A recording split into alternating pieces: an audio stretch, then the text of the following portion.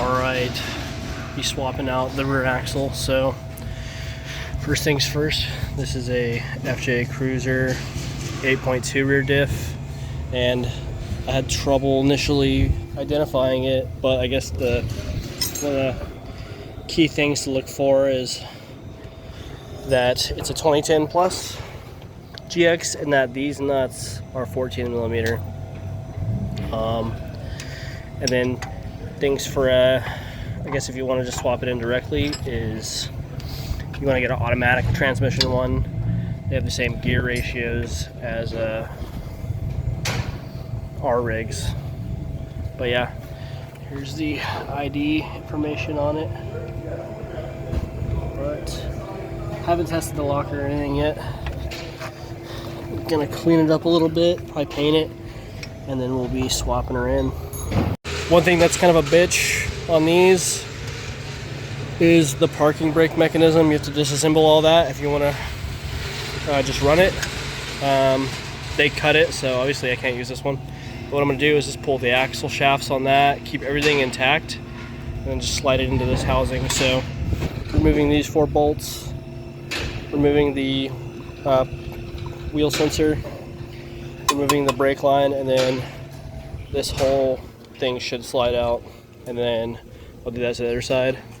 Pull the axles out of those, lay them to the side, bolt this guy up, and slide the axles in. Alright, I got all 4 bolts out, or nuts off. Wheel sensor disconnected, brake line disconnected, and this guy just comes out like that. Obviously, you got gear oil in there, so that's going to come out now. Got both axle shafts out on the 8.2. There is a lot of diff oil that'll come out, so I basically put a drain pan under it, tipped it up, let it all go out one side. But now I'm going to start working on my axle, and we're about to get a look at what this diff grease teeth are going to look like. Alright, drained the diff. Alright, brake lines are disconnected. Disconnected it here. Unbolt the parking brake cable, and now I should be able to slide this axle out.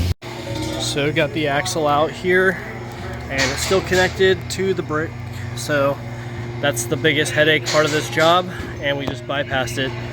So get the rest of this stuff off, drop this axle, swap that one in, and slap these axles back in it.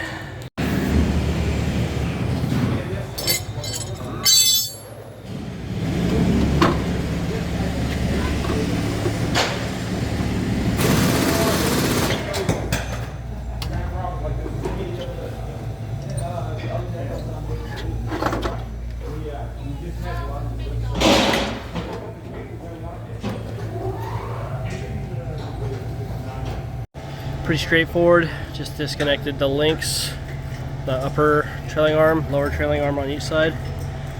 And then I disconnected the sway bars here. It still didn't want to quite give loose, so I ended up just taking the sway bar completely off. Took the lower arms out completely as well, just because it was easier. But we're gonna pull this one out, see if I need to swap anything else over to that axle. Then I'll be going back in. We're back. Day 2. First thing I'm going to be doing is you're going to clean up this O-ring and everything, make sure this axle seal is good, which this one seems fine, and then I'm going to pack in here with red wheel bearing grease, pack this O-ring as well, and then I'm going to pack this area with a little bit of grease. That way when I slide everything in, it doesn't pull on the axle seal or anything. I don't have it quite bolted up yet, that way I can still move this axle back and forth, because that other side was a little bit difficult to pull the axle out with how much slack I had in the parking brake. So when I go those in, I might have to shift the axle that direction, throw that axle in, then shift it back this way, throw this axle in. We'll see. Alright, whenever you go to put this shaft in, you need to be extremely careful with the tip, that you don't fuck up this seal. Unless you get a spare one, which I don't.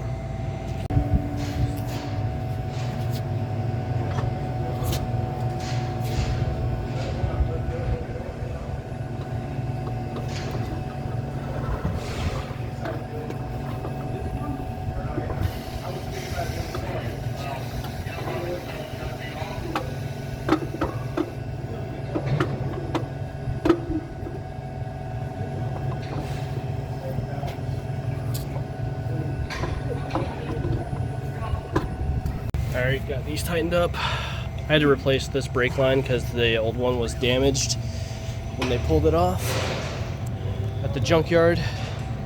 So don't throw away anything until you know for sure if it's still good on your new one. But got it on jack stands now, it's a little bit more stable.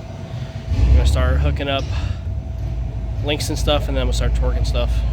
Progress so far, I've got the panhard on, got the upper links both connected. Then I dropped everything down as low as it would go, threw the springs in, brake lines attached everywhere, and then I connected the wiring harness that goes up in there for the ABS system. Next I'm going to be throwing the lower links on and then the shock struts.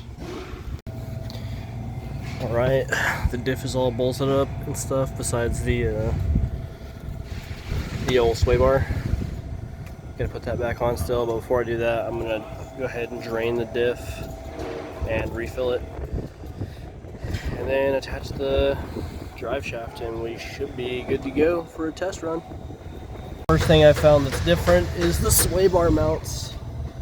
This one is a lot smaller. Well, it lines up there but not up there, so I'm gonna have to get FJ Cruiser sway bar mounts, I assume.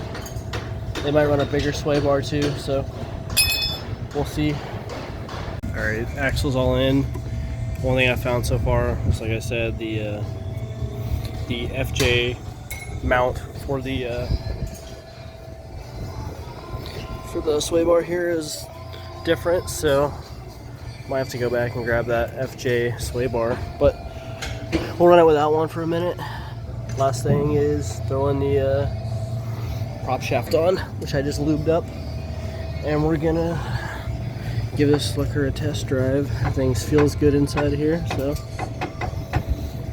let's go. Alright, drive shaft's in. Last step's gonna be bleeding the brakes. So I'm gonna crack these open, step on the brake, let it pump until I see fluid, close it, then I'm gonna use a power bleeder to finish up.